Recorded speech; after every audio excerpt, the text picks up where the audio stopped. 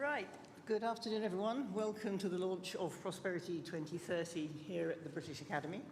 I'm Professor Henrietta Moore, and I'm the founder and director of the Institute for Global Prosperity at University College London. So it's a real pleasure to host this launch today for what I believe is an important conversation about the future direction of the United Kingdom, one that needs to go beyond the status quo of incremental change towards a new ambitious programme of structural reforms in order to meet the challenges of the 21st century. Now, at the heart of our work is a simple but increasingly urgent question, which is what would it take for people, communities and societies to do better, to flourish even? How can we invest in people and society, and how can we pay for it? These questions are ones that all governments ought to be adopting as a key policy objective as part of their responsibility to their citizens, irrespective of their political colour.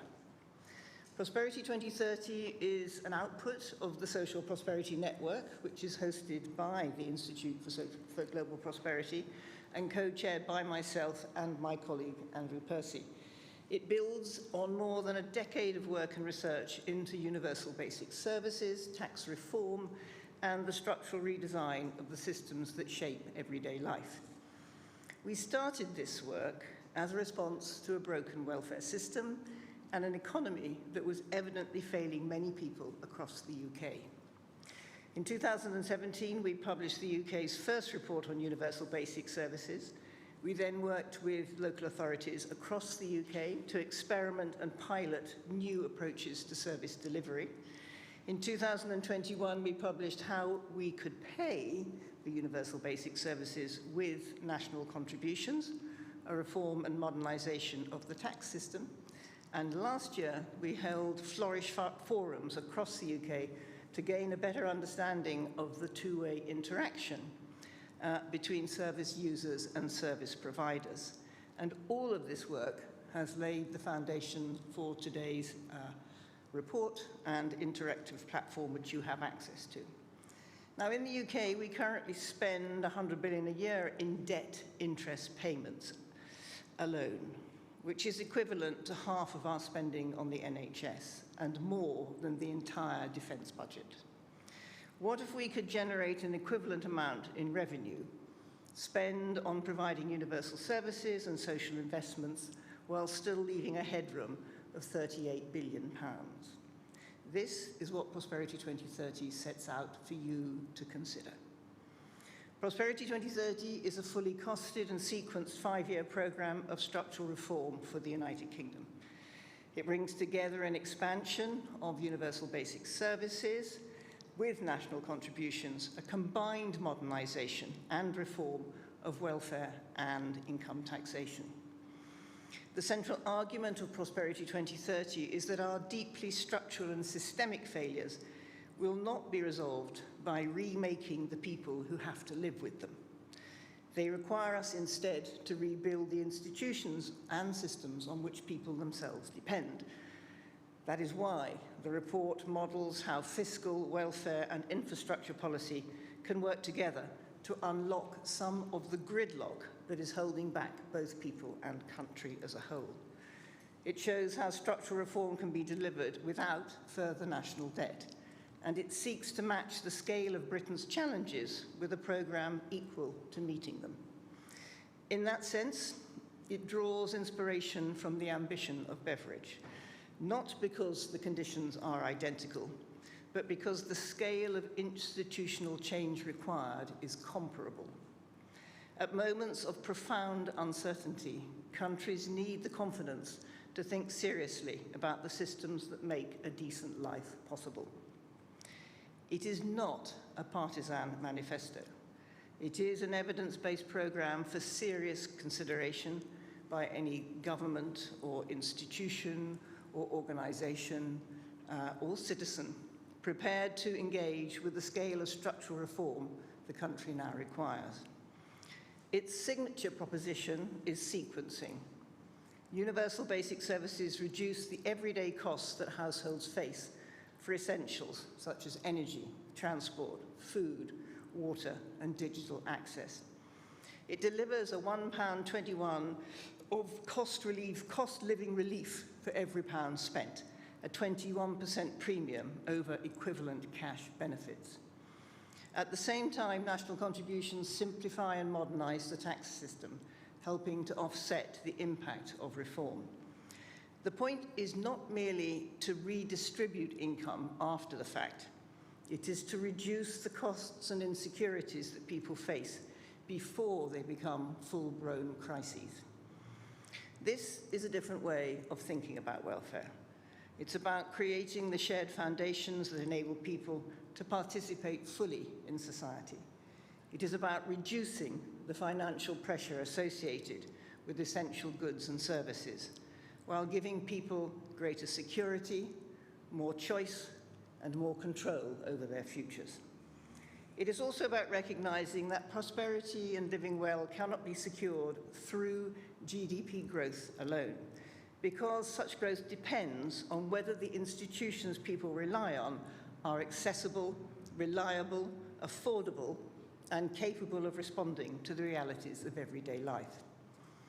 As part of my work with the British Academy on their economic strategy programme, we've been making the case for social investments in people, investing in health, education, well-being, social solidarity and cohesion, all of which are fundamental to a well-functioning society, and also provide the space for creativity and innovation that will generate the growth and productivity that we are seeking in the UK. We have also called for governments to create a new Office for Social and Sustainable Responsibility, equivalent to and working with the OBR, to ensure social investments and whole systems approach to change are embedded within policy from the outset. The questions raised by Prosperity 2030 are not confined to the United Kingdom. They are part of a much wider global debate and challenge.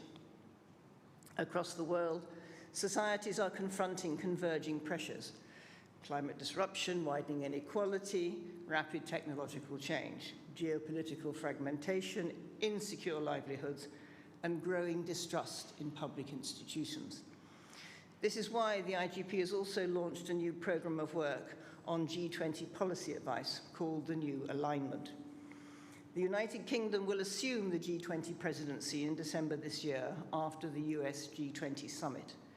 This represents an important opportunity, but also a significant responsibility. The UK will take on this role at a moment when the institutions of international cooperation are under intense pressure, and when governments need more than broad aspirations.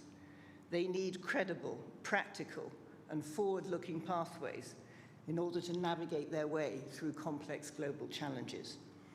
The New Alignment is a global convening platform designed to meet that need. It brings together individuals and organizations committed to new forms of economic and social thinking and to translating those ideas into actionable policy pathways. Our aim is to build the intellectual, collaborative, and institutional infrastructure needed to support the reformation and redesign of the G20 in the years ahead, while working with the UK government in preparation for and support of its presidency. The New Alignment will focus on 8 interconnected themes: the new economic paradigm for the 21st century, social protection, food security and food systems, intergenerational justice and solidarity, multilateralism and international cooperation, global trade and value chains, AI and digital for social purpose, and rethinking business performance. Prosperity 2030 sits centrally within this larger agenda I have described. It speaks directly to the questions that governments around the world are now confronting. How do we create economies that support secure livelihoods and improvements in quality of life? How do we protect people through periods of rapid social, technological, and environmental change? How do we build solidarity across generations? And how do we measure success in ways that go beyond simply measuring the growth, which is poor enough, as you know, that we have, to ensure that everyone lives the fullest possible life that they can? Tackling these questions will be about enhancing the capacities and capabilities of the UK population by supporting them through the current and future structural transformations in the economy, building resilience and helping to build the capacities that are needed to help them withstand major shocks and crises and unlock future productivity. At a time when existing institutions and economic models are under strain, we need new forms of collaboration, new ways of thinking, and the confidence to turn new ideas into action. This is what the UCL Institute for Global Prosperity seeks to do. It is what the Social Prosperity Network is working towards. It is what Prosperity 2030 makes possible. And it is what the new alignment will take into wider international conversation.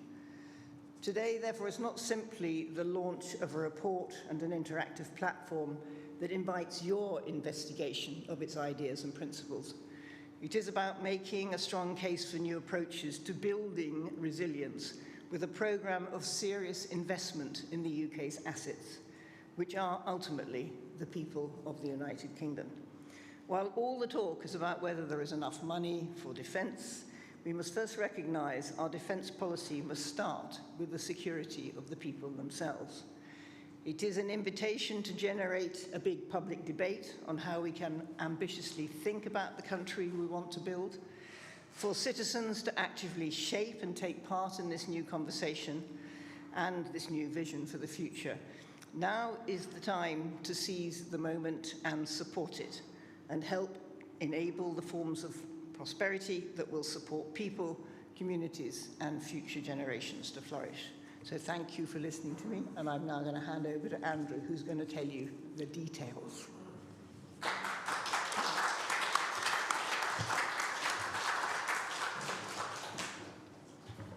Lovely, thank you, Regan. Thank you very much, Henrietta. Maybe a little bit of explanation, because I'd really like to thank Henrietta. We frankly I wouldn't be standing here, and there wouldn't be a Prosperity 2030 if it wasn't for Henrietta. I was hoping a friend of mine that might turn up today, but I can't actually see her in the audience at the moment. But about 10 or 11 years ago, I met Sophie in a pub. I don't drink, so I talk a lot in the pub. And I'm rattling away, and she says, you know, you really sound like this professor I saw at UCL called Professor Moore. You should look her up. And I did. And this was 10 years ago, and we met, and she asked for a proposal, and then we started the Social Prosperity Network. And it's been a fantastic opportunity.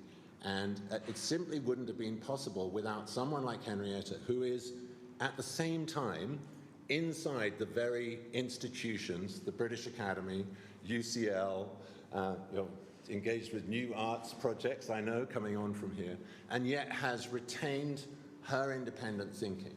She has never been captured by these institutions, but she's inside the fabric. And this is such a powerful place for us and enabling this kind of report. So thank you very much, Henrietta. I really appreciate this. As Henrietta said, this has been a decade. So I'm not going to assume that everybody here has written every report that we've written in. There aren't that many in the Social Prosperity Network, maybe 4 or 5. But we started 10 years ago with universal basic services, as Henrietta said, and then 5 years later, how to pay for that, because the first, classic question is, oh, well, that's all very good, but how do you pay for it? So then we wrote the tax reform proposal. This is how you pay for it. This report, Prosperity 2030, is really bringing those two together. So those are still the foundational platforms on which we've built. But we've done something different here. What we thought we were doing with the first 2 reports was sketching what I would call a coloring in book. Right? We were drawing the outlines and, as Henrietta was saying, templates, really, that could be used in lots of different countries in lots of different situations. And it wasn't really, we didn't feel at the time, our job to color in that book. Like, here's the structure, here's a different way of thinking about welfare, here's a different way of thinking about tax. Now, exactly how does that work in your situation? What's your version of it? And people would come to me and say, but Hanks, how are you going to do community food? And I would go, like, I don't know, how are you going to do community food, right? Because that's really where it's going to happen. It's going to happen locally, it's going to happen differently in different places, and people have to engage. And then we got to last year, somewhere around last year, and realized it's kind of nobody's job to color in that book. So Prosperity 2030 was born out of that, and we went back, reassembled the basic building blocks here, and then said, okay, well, if we're going to color in this book, then it needs to be a specific situation. The obvious one for us is the UK. Okay, and then we go, well, it's going to need a kind of new government. Like, you can't just start doing this tomorrow. Unfortunately, Andy Burnham can't do Prosperity 2030 starting in, 10 days' time when he takes over, because he hasn't won the mandate. There are fundamental structural changes here to the way that we would run our society that require a mandate. So we looked down the calendar and said, okay, well, the next general election is 2029, so let's write a 5-year program for the next UK government that would actually attend to the fundamental problems we're facing and leverage these two different ways, one way of looking at welfare and another way of looking at how to raise the money to pay for it, to actually build a social contract that would take the country forward in a resilient and strengthened way to meet the challenges of the 21st century. So there's the framework. That's what we did for Prosperity 2030. And if you go onto the website, so it is, just go to prosperity2030.uk. It's a very large report. I am not going to take you through that report today. We would be here for a very long time. I'm probably going to talk a bit longer than maybe you wanted anyway. So I will leave you to do that. I'm happy to address any questions from that. I think what I would like to do here, the opportunity now, is to give you verbally a framing that I think is difficult to put into words. So we have this in the report, but it might be easier to get it from the horse's mouth, so to speak. So just a couple of things about what we've done, what's different about universal basic services in this than the first report. So the first report defined it, right? What does it take for an individual to contribute in their society? Just take that person and paint in around them, and we came up with 7 different services, right? Shelter and food and transport and digital and healthcare and education. And some of this is, we kind of take for granted, right? We already did all the healthcare and the education piece, and then some of it seemed like it was new, digital connectivity. I mean, here we are 10 years later. Of course, it's not new, and we all know that, everyone 6 years and older needs some form of digital connectivity to get through school. Let alone to participate in life, find a job, etc. So we described all of that. What we've been able to do in this report this time, and that was the exciting bit for me, right, is to actually drill into each of those services down to really, instead of taking the kind of commercial marketplace cost of, let's say, a digital phone service, and say, oh, well, we can look at O2 and EE and say, oh, well, on average, this is what it costs. That's not actually how you would build this program, right? If you really wanted to give everybody in the country a digital service, you would build this completely differently. You would say, okay, here is a basic standard, in our case, 30 minutes, 30 meg, 30 texts a day. There's the basic contract service. I'm willing to pay X to every provider for every citizen that has signed up, as long as that provider guarantees to provide that service, irrespective of the state of the account. They're behind, they haven't paid for their phone, whatever else it is, they still get that service. So you've guaranteed a service. You wouldn't price that in the market, right? So what we were able to do here is go back through, drill down into what are the actual costs of a low-end Pixel Google phone manufactured in this way with these components at this age, with this level of technology. What does that cost a provider to buy? What's a reasonable margin for them? Do you see what I mean? We were able to build these costs up from base in a much more accurate and interesting way. And that is really the derivative of what Henrietta alluded to, is we are then able to say, we can, collectively, if we decide to do this, make sure everybody in the country 6 years and older has digital connectivity, we can do that more cheaply than it would cost to pay everybody to go and actually buy their own service. Because the advantages to the provider of this absolutely solid check that arrives every month for the 20 million people that they've got signed up on their account is enormous to them. And they will do things, and then they want to sell you extra stuff on top. I mean, there is a logic here that we can leverage that reduces the cost of welfare, effectively, the services that people need to get to contribution.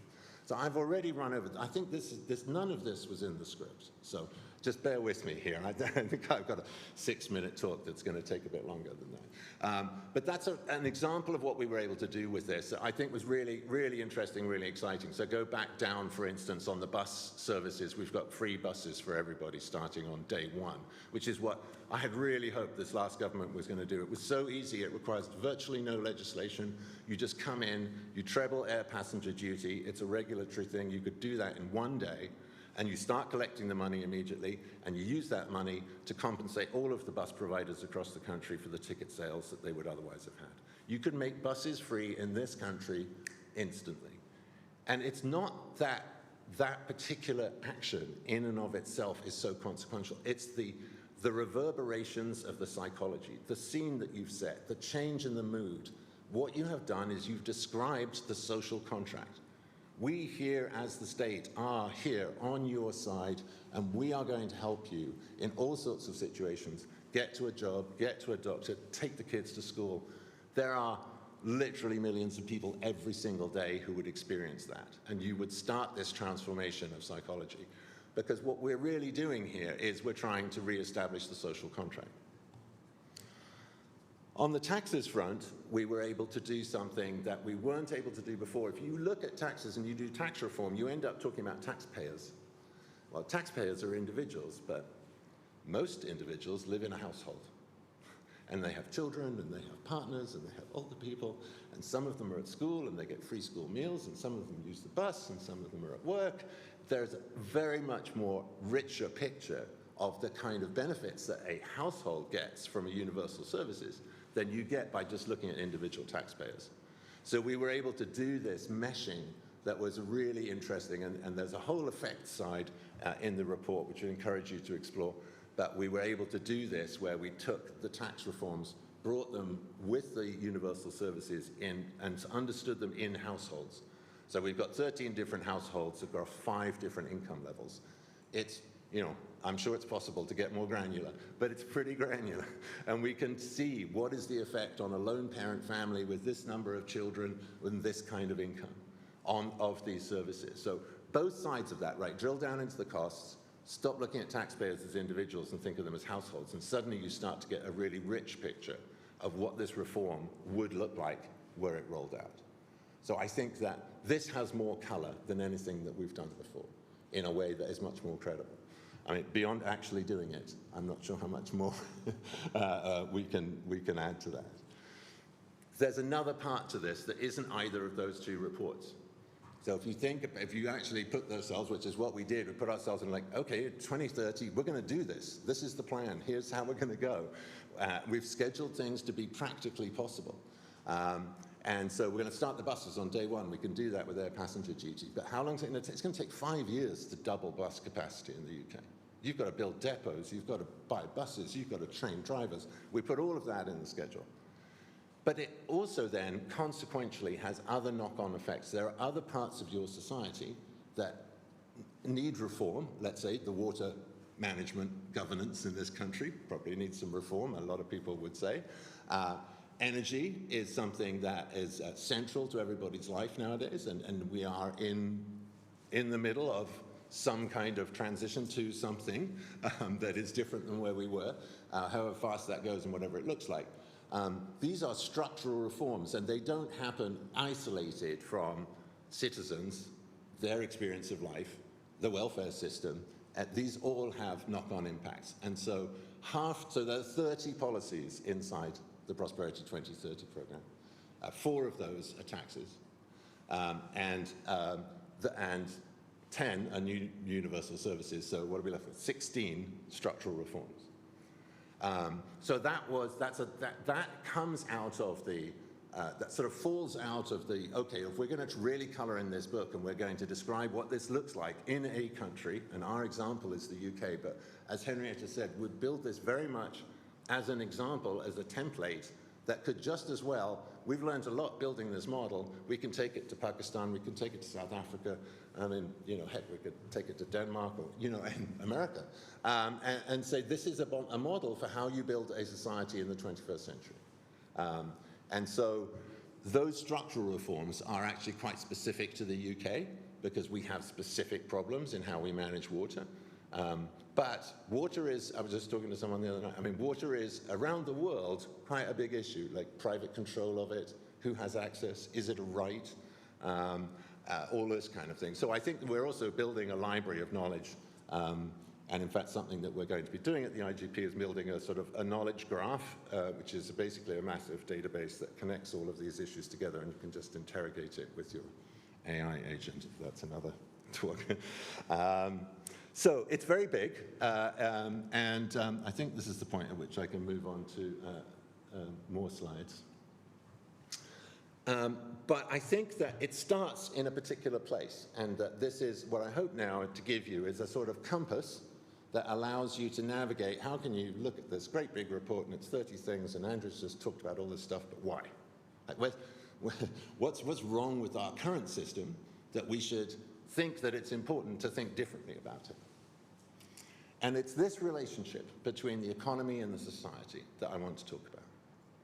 So when the father of economics, Adam Smith, was writing in Scotland several hundred years ago, the fact that the economy is a child of its society, that it arises in its society and is held in that space, was absolutely how he conceived of it.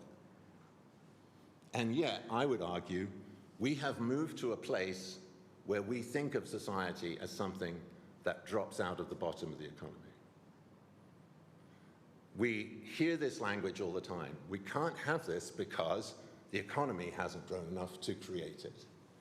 So what this sort of indicates is that we have moved to a point where we've got this relationship basically a bit backwards. And this isn't just a philosophical problem, oh, we're no longer in the Adam Smith framework. This is really foundational, and I hope I can explain this here properly, which is in this model, in the previous model, you had a social contract. It was between people, and you get to be a member and to be safe, and in return, you make a contribution. When you start to think of your society, and this is not party political, both left and right did this over the 20th century. They moved to a point where they came to see the society as an output of its economy.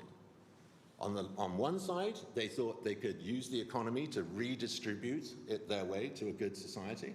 And on the other side, they thought they could use the economy to grow our way to a good society. But what missed out of that was this concept that there was even such a thing. There was a separate party. If there is no separate party, there is no one to have a social contract with here. Your contract is with what? Your employer, some sector, some construct that we've made up somewhere, but it's not another human. It's not someone you can really go to and complain about. And we've done two things there that are really destructive, and they point to exactly where we've got to today. So the OBR had a report out this week. It said the UK cannot grow its way out of unsustainable debt. Just not possible. Go back to the pre-GFC growth rates, still can't do it. We can't improve our productivity so much that we can outrun unsustainable debt. We cannot immigrate. We cannot bring in pre-expensed, already educated young people into our economy in such a way that we can outrun unsustainable debt. We are fundamentally got to a point where we have run our economy so exhaustedly to try and have it output this society that we have reached a natural terminus point, and that the expenses this is a very expensive model to run. It has, as I say, no social contract, and I'm just about to come on to this other point, but what the OBR is saying is our expenses are running ahead so fast. If you project down what we think we're going to have to spend to do welfare properly with the current model, it outruns any version you have of a better performing economy. Now, the circular here is that if you do it this way around and you say, well, there's no such thing as society, that's just an output of the economy, you effectively, because we're humans, and for a couple of 100,000 years now, we've lived in groups that have social contracts, we need that social contract. What do? We impose it on the business. We start to create a set of regulations that make the the business or the whatever it is that we've had this contracted relationship with kind of look like a parent a bit. We try, we regulate it into place. I've heard a lot of this language over many years, like, can't we just get businesses to kind of, be nicer, think more about social value? I would argue that it's completely the wrong animal. You're taking something that is actually designed for something else completely. It's taking contributions and bringing them together, maximizing them through a series of risk and reward to create an output. But it exists in a sandpit that we built, we define. In fact, businesses can't exist without the sandpit we built. They rely on the law, they rely on the currency, they rely on the structure, they rely on the fundamental groundings of the society that is bigger than this economy can provide for itself. When we lose sight of that need to have that social layer, we effectively are kind of compelled to then try and make business look like the parent, look like the other side of the social contract that we're missing. And what does that mean? It means regulation and red tape and more encumbering and cutting off the sides. And I know when businesses complain about red tape, like half the time, they're just complaining about stuff that's just going to stay in place because you need to have rules and we've given them to you. But a lot of the other time, it's legitimate. They're being asked to do something. Now, I think they've been, America's really interesting. I lived there for 20 years. Right, there was initially an acceptance by this, because if you're a business and you go, especially a big business, and you go, oh, so you're telling me if I accept this trade, if I look like the parent to these children individuals, then I get free run on the rest of it. And it seemed like quite a good trade, right? The corporate pension scheme that was defined benefit was all going to keep down. It all seemed to be running fine. And so there was a point in time, without getting into history, where that looked good to businesses and some of them engaged in it. I think increasingly it doesn't. They don't want to do that. I would argue, more importantly, that's not their natural animal state. They should be allowed to run high risk, crash tomorrow, but not affect our basic society. That can only happen if we accept the social contract ourselves. Okay, well, I'm way off schedule here, so maybe we'll just let the, and I guess, I do want to make the point, right, is that we're not just advocating for change in some abstract environment here. Like, if everything we were doing now was working so well, then I'm guessing most of you wouldn't even be here. The OBR wouldn't be writing reports about how, we're up against the wall. There are real challenges that are going on here. We have a rotation of prime ministers in this country that suggests that real change is going to be something that is yet to be engaged in. And I think that's just a balance between how bad does it look and how much are you prepared to do. So what I'm encouraging is that we look at this and turn the relationship the right way up. And that's what we've done in Prosperity 30. So if you want to ask, like, how do you do this? How do we get back to a place where we actually remember that there is a thing called society and that the social contract exists between us? The answer is you roll up your sleeves and you build it. And that's kind of the reason that we've been prepared to let it subcontract it to the economy, because it was a lot easier, right? No one had to actually get involved and build social infrastructure. But that is the social infrastructure that builds real safety, that really establishes the social contract between people.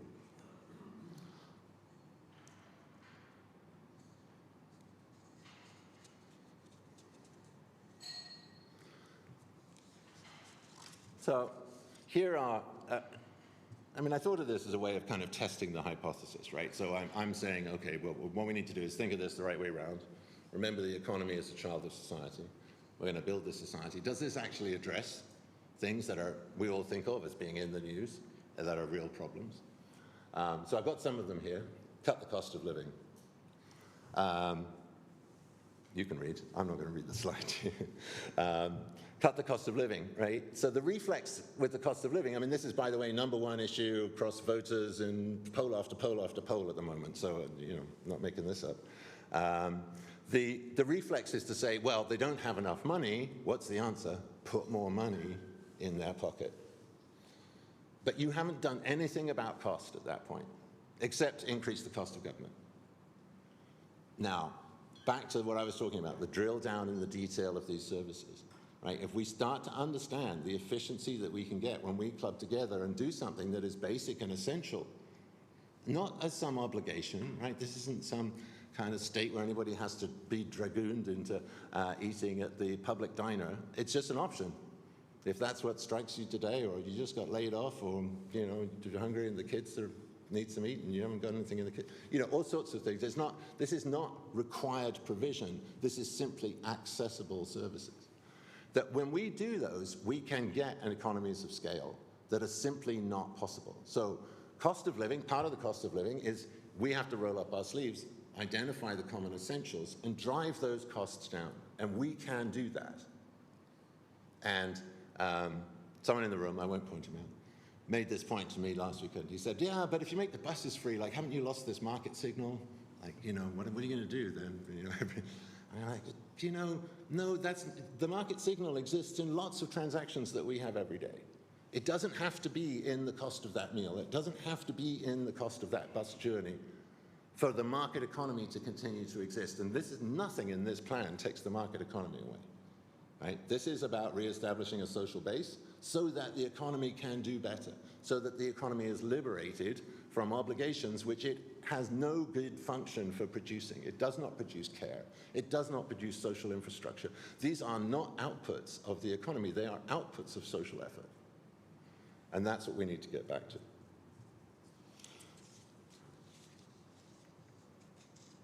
So I've got this is basically universal basic services, protection, we call it. We're working on the G20 agenda, Henrietta and I, so I'm in the social protection group. Right? Lots of people in the group want to rename it one thing or another, but we're just going to call it protection here, welfare, and contribution, which is basically just the two sides of the social contract. And I want to use this as an example to show you about how you take a problem, let's say, in this case, what is about the power of an employee in their employee-employer relationship. How does this affect that? This is something that we currently expect to regulate. We expect to put conditions on the business about and we're about to do this, how long does someone have to be there before they're entitled to this and this and that? Why? What are we trying to do? We're trying to impose on the business a parental relationship to the employee. Now, when we own that, and we create a set of universal services, the employee is now freed. They can choose this employer, or they can walk away, because they know that everything else, the basics are still in place, and they can go and find a different job, working for somebody else. And the corollary is, too, we don't have to encumber the business with a ton of red tape to protect this employee relationship. So by just establishing this basis in your society, you take what looks like a problem and a conflict between two different parties and you resolve it, and you just dissolve it effectively. I mean, you can move to a much less regulated thing without affecting the security, and in fact, you're improving the power of the employee in the workplace. Because everybody now knows they can up sticks tomorrow and go find somewhere else and retrain or go and do something else. So one example of how this kind of structure can make a real difference. Another one that I've got in here is, take back control, give back control. The Brexit argument, this actually, the place argument that I think Burnham is making when he talks about the North and other places in the country. This is this feeling that I don't have anything in my society, I don't have community, there isn't enough here, and the reason is because you in the middle and in the center, well, you're not helping me and you're not helping us build it and you're not giving us control. Well, if your welfare system consists of the DWP sitting in Whitehall and sending BACS transfers across the country into everybody's bank account, well, after they've passed, by the way, very stringent conditions that say you do fit in this box, don't you? You can't work. You're somehow incapacitated, or you've got some set of problems that we all recognize as deserving, so you put yourself in the box, you spend a lot of time qualifying to get into that condition, and then we send you a check. And what have we done? We've totally bypassed the local government. We've bypassed the local community, we've bypassed the local fabric. We haven't built any of the institutional fabric that actually delivers the real security that makes that person feel that they're held and can go out and embark on their world. Furthermore, the conditionality has locked them in the box, because the moment they step outside, suddenly they don't meet the criteria anymore and the check stops coming. This is I mean, we have literally built a welfare system that prevents contribution. And that is one of the most fundamental transformations we're going to need to make if we want to get into another century, I would argue. And this is what Prosperity 2030 does. And then, just to point out, and I know I've been talking long, it's nearly at the end. Henrietta mentioned this, we have very purposefully built this project, and when you build a tax system, you can sort of, change the dial to whatever you want, however much money you want to generate, right? Whatever you think you can get away with. We very purposefully set the dial to generate an additional 1.4% of GDP. Why? Because that happens to match roughly the NATO 2035 commitment for the UK, which is currently completely unfunded. Now, we don't say what you should do with it. Maybe you don't think that the NATO 2035 is the right thing to do with the extra money. But what we have done is we've generated an additional 38 billion a year from the tax system in this program because we know there are other things that need to be done.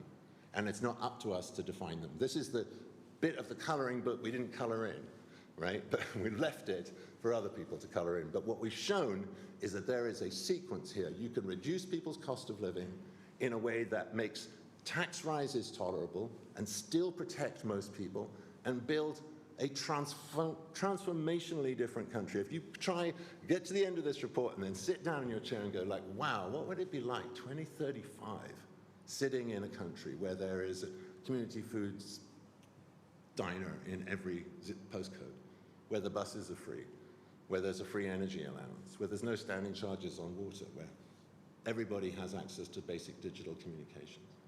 These are the tools that allow people to contribute. And none of that matters whether you get a job tomorrow or a pay rise or anything else. It's all just unconditional. It's part of the social contract. That's what you got for being a citizen. And how would you feel in that? And would you want to go out and do something different? And would you maybe explore more what your options are? I think it would be truly transformational.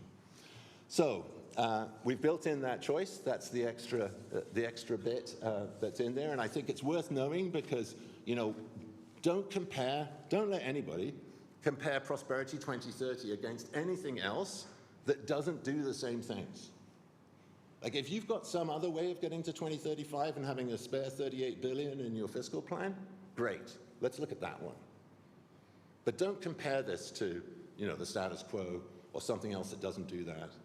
Like how do you get, what's your version of getting there?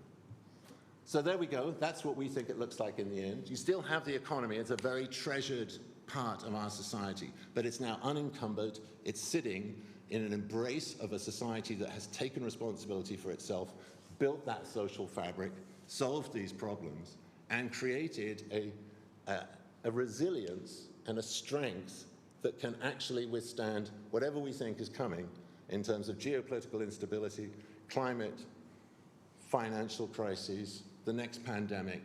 These are the sorts of things that throw societies off, and we need to get stronger to be able to meet those challenges. And I hope that what you'll find when you read Prosperity 2030 is that we've actually done that, and that I read this a lot. I've had to put it on this slide because I read it so much in the first 3 months of this year. Is Britain ungovernable? What rubbish. The institutions are poorly done. The people are fine. Let's reform the structure and stop blaming the people. So there you go. All right. Questions?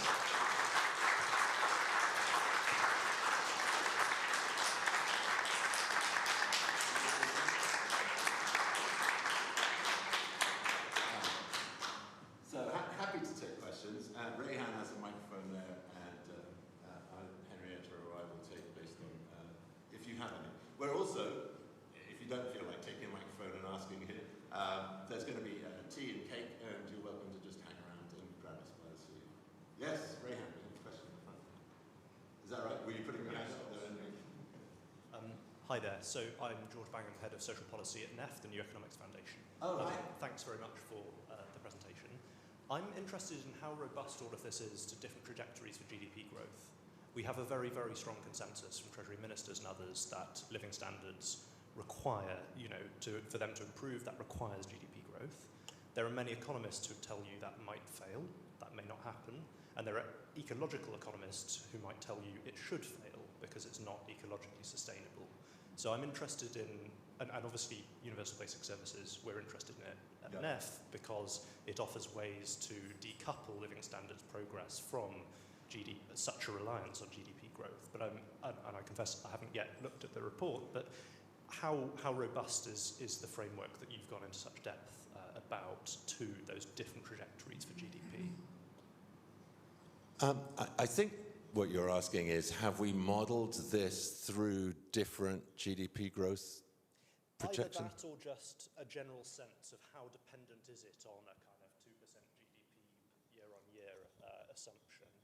So we've said this. There's a piece in the report. I think the only thing that we would give GDP credibility for is as a debt sustainability measure and as an overview of the economy. So we've described very specifically in the fiscal sections in GDP terms. This is 1% of GDP or 1.4. Because if we try and drill down into the X billion or Y billion or even 3.24 billion, that's not a level of precision that we can really have for something that we're projecting doesn't start for 5 years from now, or 4 years now, and then runs for 5 years after that. So we'd almost be a decade into the future. So all we've done is say, this is the state, this is how that's broken up, and if GDP is growing, then that growth will have a similar effect across the entire program. But we haven't modeled against how that would look differently. And I'm not sure, do you think it would look, given that we're talking about portions of the economy, do you think a different trajectory of GDP growth would affect the plan? I probably need to go into it and work through that. It would be good to discuss further, though. Yeah, well, I look forward to it. Anyway, and this brings me to something. That I really should have mentioned at the end there. This is not designed to be a point-in-time report, right? This is going to be continually developed as we go forward from here, at least until the next general election. And it's a collaborative platform. So we have further reading sections. We're going to be working with other institutions to build out. We are not the experts in everything here. But what we have done is create a platform that allows that to be extended. So, some tax experts have looked at how exactly we handle gifts between spouses in an inheritance situation. And we're like, that's maybe some detail there that we haven't got yet. We'd love to work with you on closing out that loop. So it's an interactive platform, the site itself. You go to prosperity2030.uk. It'll refer you to the report. When you get there, there are calculators. You can put in your own life, how much you earn, benefits, children, how often you use the bus, what your energy consumption is, and it'll tell you what this program would look like for you. But we've just taken a point in time for that. It's got also its own internal AI query, so if you don't want to read it all, you just go to Ask in the top menu and put your question in, and it'll tell you.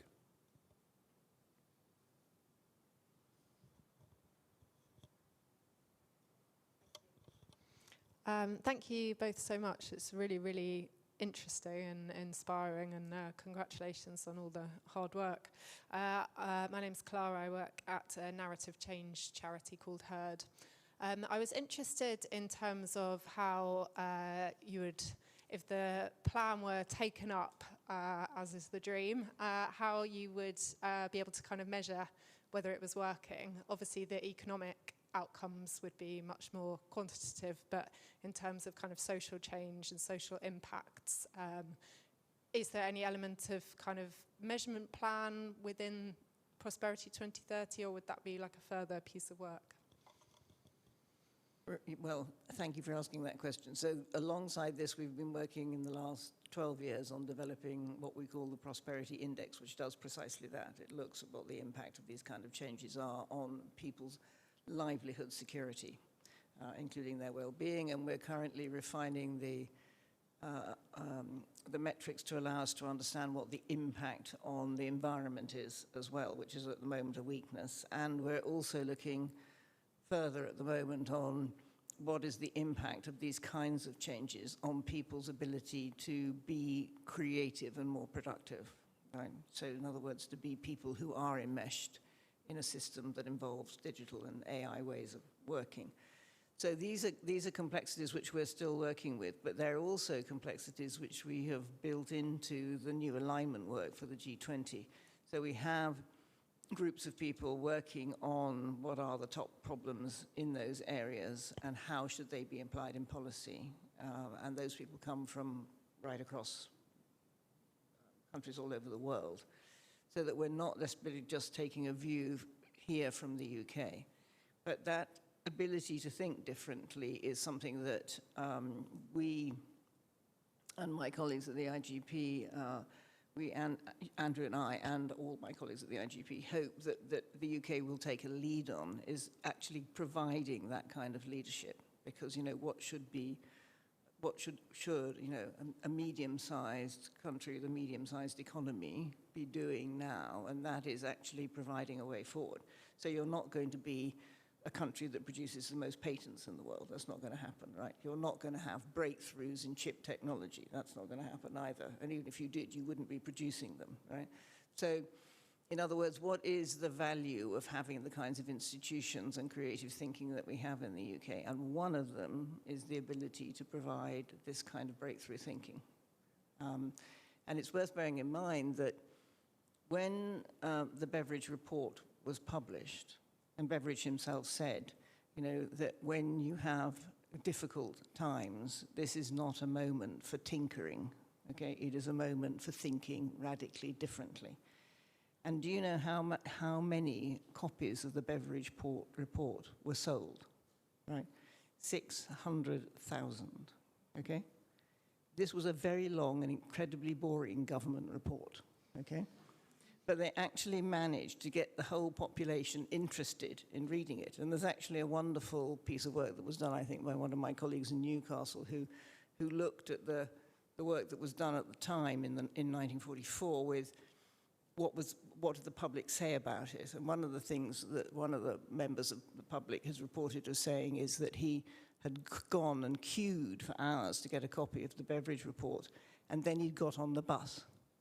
And then the bus conductor had said to him, do you have a spare copy of that? I'd like one, right?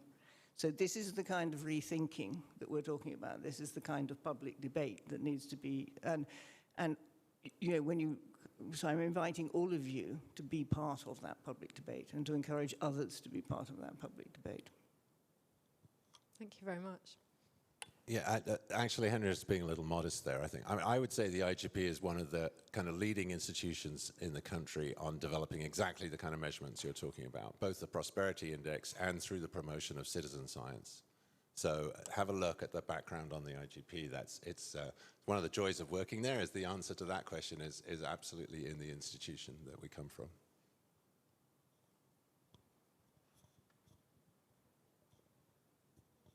Hello. Well, first of all, thank you both. My name is Ula, and I'm the head of research at Apolitical. My question for you is related to the sort of final statement that you made, which is reform the institutions, not the people. But institutions are composed of people. So what does it, for me, when you need to reform institutions, you also need to bring people along with that, transform state capacity and capability, and consider what sorts of skills and capabilities are actually needed to achieve that transformation. So I guess I have two questions for you. One is, to what extent are the sort of skills and capabilities required to achieve this transformation factored into the report? And what are the skills that would need to be invested in? I think that's an extremely good question, and it is work that we have been doing as part of the broader work that I've been doing with groups of colleagues here in the British Academy on skills and what are the investments in skills that are needed. Now, the investment in skills that are needed are very great, but at the moment, one of the things we have is that we have a very large number of people who are not in work and not seeking work. So we already have a massive productivity deficit, which the UK is carrying forward into the next generation. We cannot afford to keep doing that. That is absolutely the case. And secondly, we do need to make a difference then in how we train people and what we're training people for. But part of that is about actually getting people to work to transform their local context. And that we can see happening all over the UK, but at the moment people are not being supported in doing that. So it's adding a kind of tax, an extra tax at the local level that doesn't need to be there. Now, this is something that I say not because I don't recognize that we also need to reform, you know, skills and training, and we need to do something about what's happening in universities, and we probably need to change, you know, the 3-year degree into something else, and all of this other work that needs to be done. But we will certainly not, I think, bring about the changes we need to bring simply by training some people differently, because there is not enough underpinning for people. You know, there's too much precarity in 40% of the livelihoods of the UK, and too many people who are not either working or looking for work. So we're carrying a massive tail, and that tail is getting longer. It's not getting shorter, it's getting longer. So I would love it if you would like to work with us on what we need to do about skills and training. So I mean, this is the kind of thing we want everybody to pile in here, and that's the point, right? So please do, you know, jump on it as much as possible, and say you'd like things, you know, you want to have more work done on GDP scenarios. I mean, at the moment, we've got such poor growth that we don't really need to worry about the GDP scenario, do we? We know what the GDP scenario is, okay? So we've just modeled it on it as it is, right? If there was to be a sudden and marvelous upturn, then, you know, things would be, of course, a little bit different. Did I detect there was a second part to that question, and were you referring more to the sort of skills and capacities in the state to actually enact the program? So I think of this as a response that sometimes goes along the line of you can never get the civil service to do this. Is that? Well, actually, no. I think you could get the civil service to do this, but much more like the civil service likely requires some kind of transformation to do this, or there needs to be a real, you know, 2 years ago we were talking about mission-driven government, right? And at that point, we had a pretty interesting conversation around what's actually required from the civil service to deliver mission-driven government. So I'm sort of asking a similar question to that, which is what is actually required from the civil service or to transform the civil service in order to deliver this? I mean, the short answer to that, and what I think, I followed some of those debates as well, the answer is leadership and strategy and clarity. So those are things that allow people to orientate themselves, because if you were to engage in this kind of change, you're not going to get it done by going around and turning everybody's heads one at a time, right? This is a strategic initiative that and that's why we put it to 2030. You've got a new government, they have already fought a campaign, they have convinced the British public that this is the way to run the country, and they arrive with a plan, and they're, as Rishi Sunak said, they are powerful in the first hour. And through that leadership and the setting of direction, you can orientate it. There are two things that I think are important here. One is, don't take away from the fact that this is hard. Right? We're not proposing something here that's super easy, because everyone would have done this already. Right? This is going to require effort.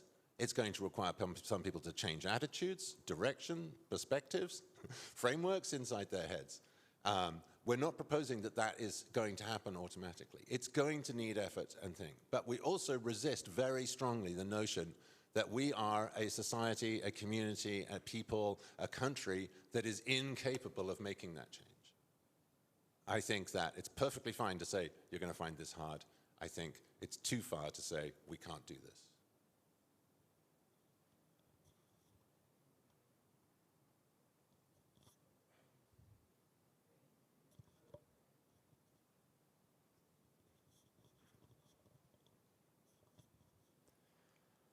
Hi, my name's Mark Cliff. I'm a visiting fellow at the Global Systems Institute at the University of Exeter.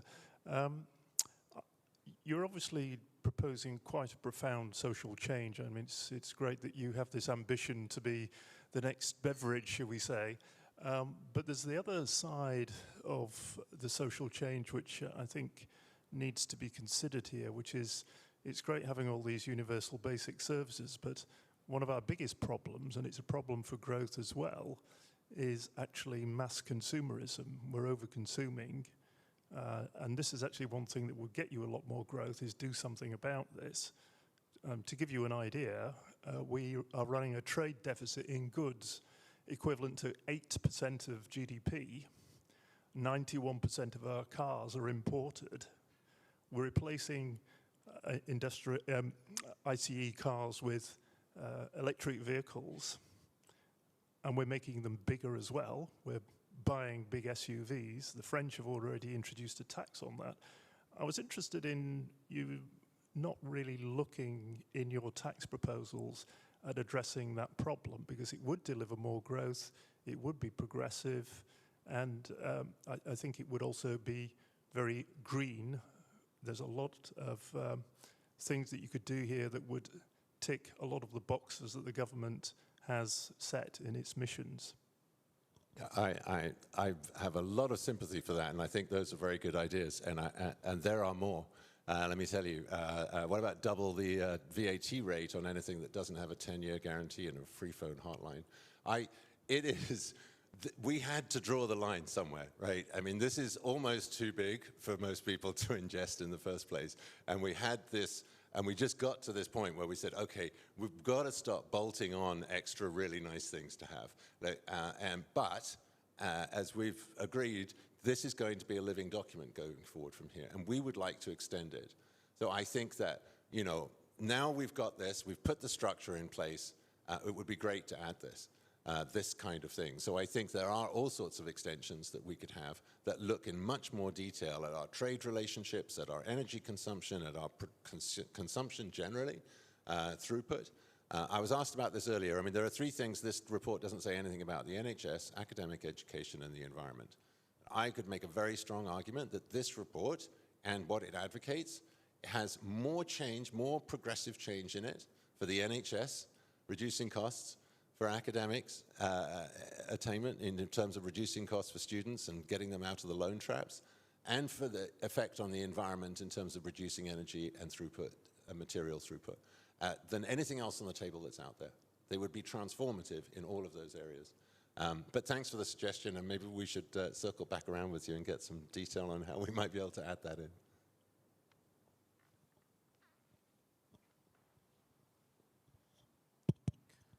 Hi, my name is Manan. I'm a student at IGP. Just wanted to understand what was the most difficult part of putting this program to life, and how do you propose putting it into practice now? It's the politics. That's the next bit. I think that's what you're talking about. Like, how do you take this and actually make it a reality? Also, while giving birth to this program, what was the most difficult part? The difficult part is what's made easy by Henrietta, right? Normally, especially in academia, things are divided up and there's boundaries between them, and you can't be in crossing those boundaries because you've strayed and crossed someone's area carelessly. So the challenge with this kind of broad report is, how do you do that respectfully, but stick to your mission and say, no, this really needs to be this wide and this broad. So I think that you're a student at the IGP. I work inside the IGP. We're both there because that's something the IGP allows. It doesn't confine you to this particular area. It has professors from the Treasury. It has some of the world's top environmental economists. It has a full range of disciplines and thoughts. And Henrietta likes to say, think differently. Don't you? Yeah. But I think that the starting point, I think, for this is that we are all aware that this report addresses in the first instance the case of the United Kingdom, which is a very specific one. And what has happened recently in the United Kingdom is that people's livelihoods are under pressure. People are under immense pressure. They can't feed their children, even though they may have more than one job. Both adults in the household may have more than one job, but they still can't feed their children. We have people who work for the NHS who can't feed their children, who are going to food banks. We have children going to school without any shoes. We have 30% poverty rates, child poverty rates in the Northwest and the Northeast, right?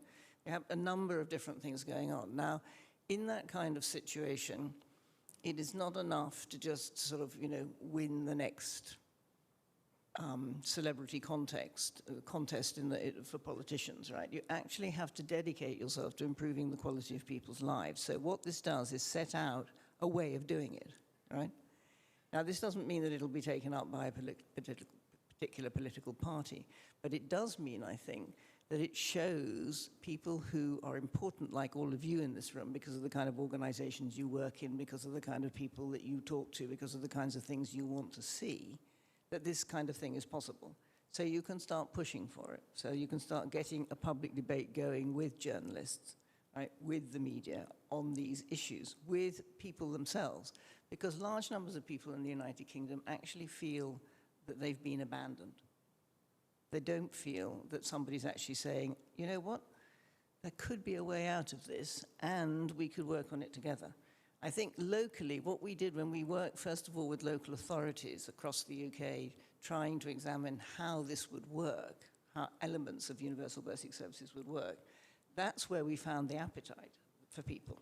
So people were saying, you know, so I'm going to Liverpool and I'm talking to people who are running the local food bank, who are running the local bank for providing children's clothing and shoes, right? Who are looking after people's care needs outside the care, out with the care system, which is something that you understand, right? And we have to deliver differently on these things. But usually what people say is, well, it's all too expensive. We can't do it, it's too expensive. So we've said that actually you can do it. You just need to handle your money differently, right? And so simplification, therefore, of the tax system is enormously important. The initial move to raise money through the air passenger levy, very, very important in order to be able to kickstart. And this is the kind of thing. So instead of saying to people, oh, well, you know, we really want you to travel less, so we're going to put on more money so that you do have to travel less. Nobody's going to vote for that. That's sort of turkeys voting for Christmas. But you don't need to say that, do you? You actually need to say, you know what? We're going to put a tax on that, which is the people who can afford to travel. We're going to put a tax on that so that other things can be done for all of us, right, within society. And it's surprising that how important it is to get people together to discuss those kinds of situations, which is what we do when we work with local communities on the Prosperity Index. And I can do this. I've been doing it in Kenya and in Tanzania and in Ethiopia and in Lebanon and all across the UK and in lots of other places as well. And you'll be surprised, I'm always surprised, how people say, yeah, actually, this is something we can get together on, right? So there's a lot of need for change. And people are very, very powered up by this change, but they don't see it coming from the standard places at the moment.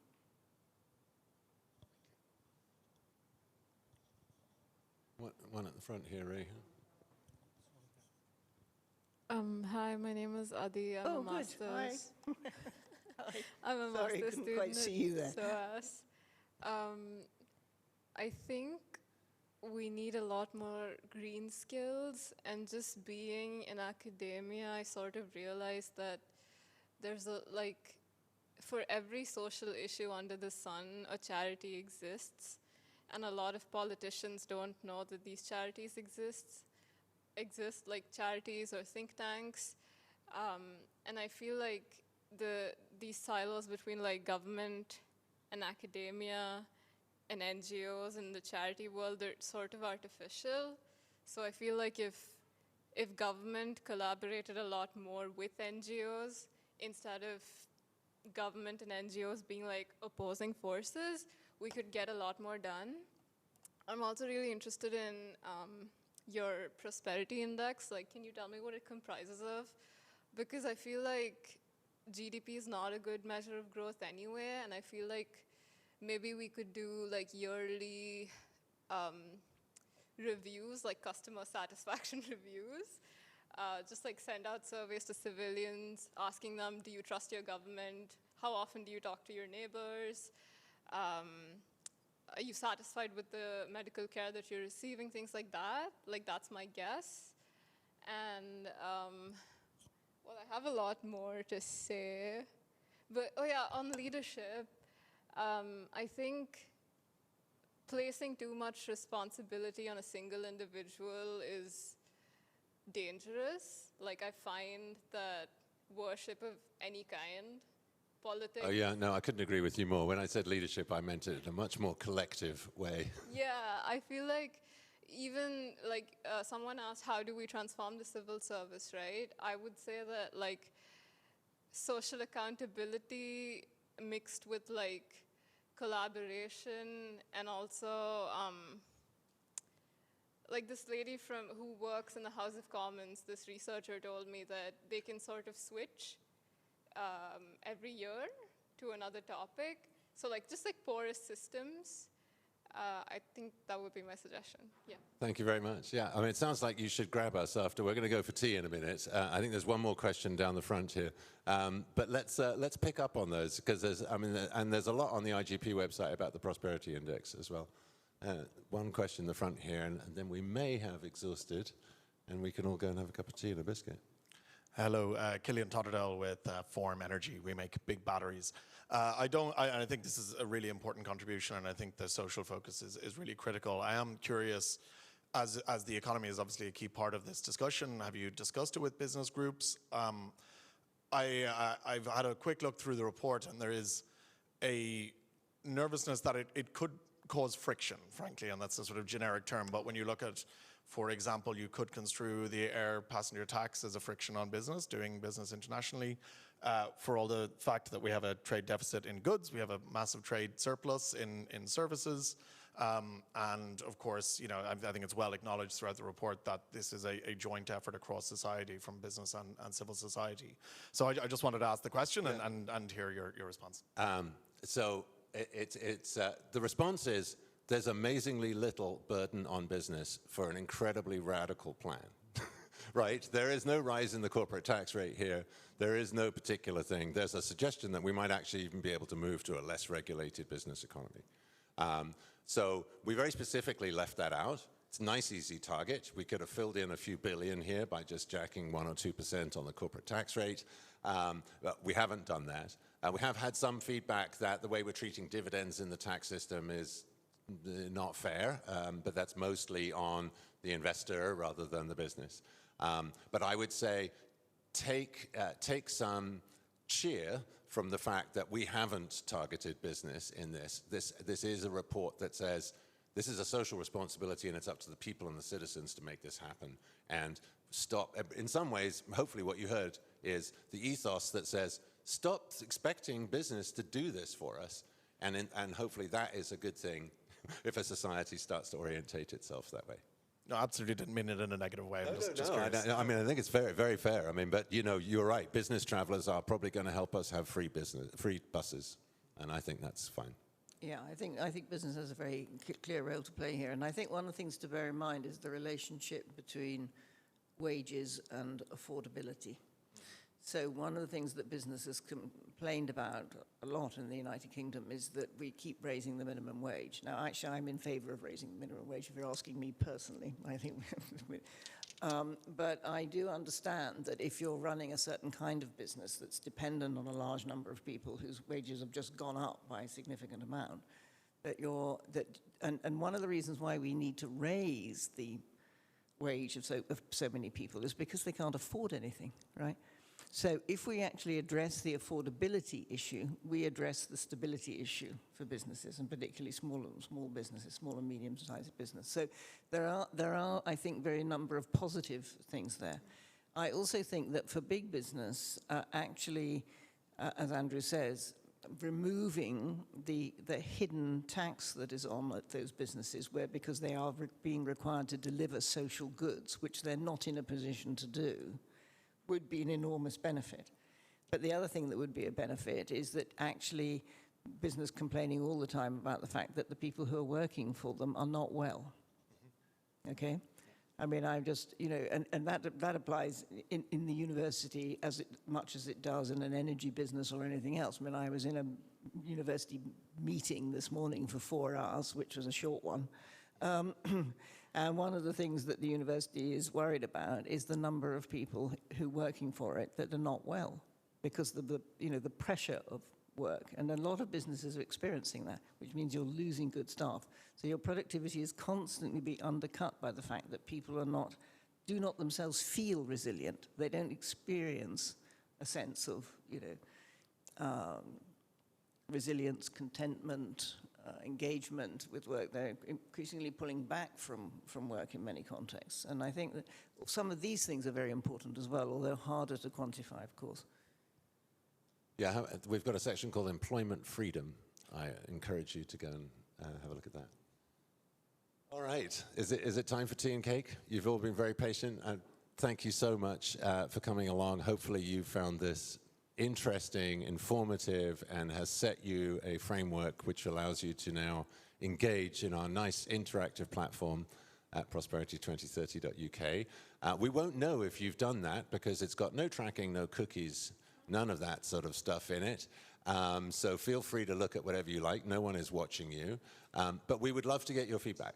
So there are various contact points either at the IGP or directly into the project.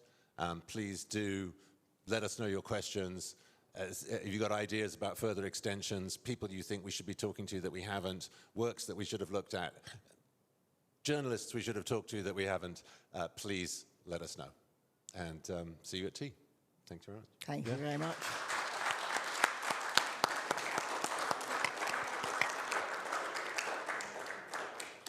Very good. Yeah.